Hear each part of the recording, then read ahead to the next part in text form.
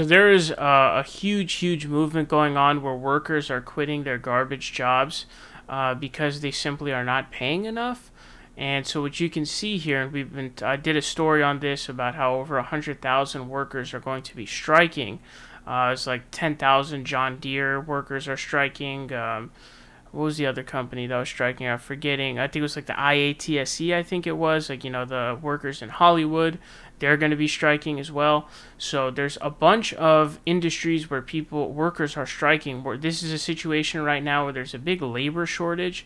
I would say there's a good chance you in your life watching this right now, you've recently maybe experienced that labor shortage. Maybe there wasn't enough crewmen for your flight, or maybe you had to wait a long time at the pharmacy or something like that, or a store closed down early because they simply don't have the workforce. So there's a huge labor shortage going on right now. It appears that during coronavirus, people are making the decision that the work conditions are simply too difficult. So it says here, record 4.3 million Americans quit their jobs in August. Those Americans quit their jobs at a record clip in August. Wow, I'm surprised you used the word clip.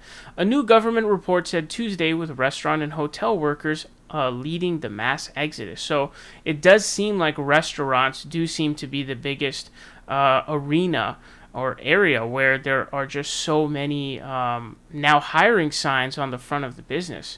It says a whopping 4.3 million quit 2 months ago, the most on record dating back to December 2000, and 300,000 more than in July, according to the Labor Department report. The August quits are the equivalent of 3% of the U.S. workforce. That is a lot.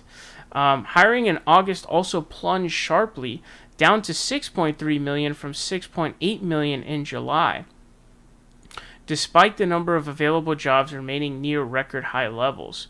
So it definitely seems like, I don't know if it just seems different, but it definitely feels like the job demand is higher now than it was before in July. It says in the past year, open jobs have increased 62%, though available jobs did fall to 10.4 million in August from a record high of 11.1 million in July. Quits in August at restaurants, bars, and hotels jumped 21% compared to the previous months for a total of 900,000. And August saw a 6% jump in retail workers leaving their jobs. Another interesting part here, it says, in industries such as manufacturing, construction, and transportation and warehousing, quits barely increased. I don't know if that's because they might be more likely to have unions. It says in professional and business services, which includes fields such as law, engineering, and architecture, where most employees can work from home, quitting was largely flat. So these are, places where, again, restaurants, bars, and hotels. These are the places that you're looking at where there are huge, resignations, quits. And probably most of them, I would imagine, are coming from restaurants.